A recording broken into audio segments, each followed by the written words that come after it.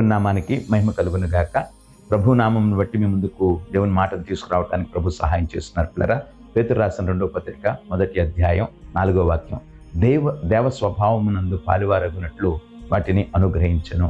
ప్రియదేవుని బిడ్డలారా, ఏం అనుగ్రహించారు ప్రభు? చూడండి, ఈ లోకంలో ఆయన ఏ స్వభావాన్ని అయితే కలిగి ఉన్నారో అది దేవుని పిల్లల అంటే మనందరికీ అనుగ్రహించారు. ఆయన ప్రేమ, ఆయన త్యాగం, ఆయన కనికరం, ఆయన కరుణ. దేవుని బిడ్డలారా, నిజంగా ఆయన చేసినటువంటి ఈ కార్యాలన్నీ ఒకసారి ఆలోచన చేయండి పిల్లరా.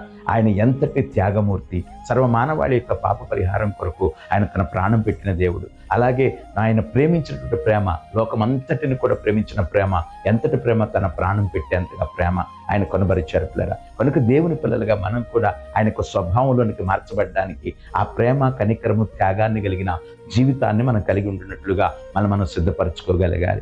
దేవుని యొక్క కృపచేత మనం ఆదరించబడాలి అంటే, నిత్యముగా ఆయన ఇచ్చేటువంటి ప్రతి ఆశీర్వాదాన్ని మనం స్వతంత్రించుకోవాలి అంటే ఆయన స్వభావంలోనికి మనం మార్చబడగలగాలి. ఈ లోకంలో ఆయన 33.5 సంవత్సరాలు జీవించిన కాలం అంతా కూడా సర్వమానవాళి కొరకై ఆయన చేసినటువంటి ఆ గొప్ప కార్యాలన్నిటిలో కూడా మనం పాలిభాగస్తులమై ఉండగలిగినప్పుడు నిత్యముగా మన జీవితాలలో ఆశీర్వాదాన్ని, దీవెనను చూడగలుగుతాం. కనుక నేటి దినాన ఆయన యొక్క స్వభావంలోనికి మనం మార్చబడుతూ ఆయన రాజ్య వారసులుగా స్థిరపడుతూ అనేకులను ఆయన రాజ్యం కొరకే సిద్ధపరుద్దాం. దేవుని కృప మనకు తోడై ఉండును గాక.